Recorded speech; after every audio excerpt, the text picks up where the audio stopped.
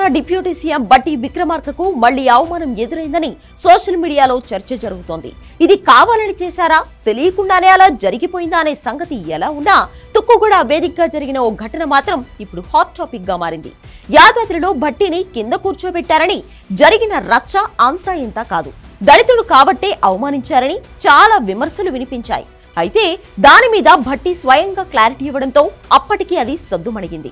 అయితే ఇప్పుడు తుక్కుగూడలో కాంగ్రెస్ మేనిఫెస్టో సభ దగ్గరకు భట్టి కాన్వాయ్లోని ఓ వాహనాన్ని పోలీసులు అనుమతించలేదు. అంతేకాదు ఆ వాహనం ఆపి డ్రైవర్ పై కూడా పోలీసులు చేయి చేసుకున్నారని తెలుస్తోంది. ఈ ఎపిసోడ్ తో భట్టి వర్గం మరింతగా రగిలిపోతోంది. సభలోకి వెళ్లేందుకు పాస్ ఉందని డ్రైవర్ చెప్తున్నా పోలీసులు వినిపించుకోలేదు. డ్రైవర్ శ్రీనివాస్ పై రాచకొండ పోలీస్ కమిషనర్ తరుణ్ జోషి చేయి చేసుకున్నారని తెలుస్తోంది. డ్రైవర్ జేబులోని ఐడి కార్డును లాక్కొని వాహనాన్ని నిలిపివేశారని తెలుస్తోంది.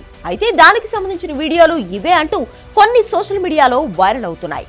అయితే ఈ ఘటనను భట్టి వర్గం తీవ్ర అవమానంగా పరిగణిస్తూ రగిలిపోతోంది.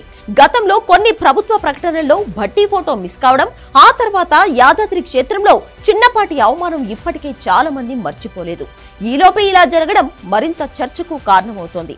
మంత్రి పొంగులేటికి ఇచ్చిన ప్రాధాన్యత కూడా భట్టికి ఇవ్వడం లేదు అనే విమర్శలు వినిపిస్తున్నాయి.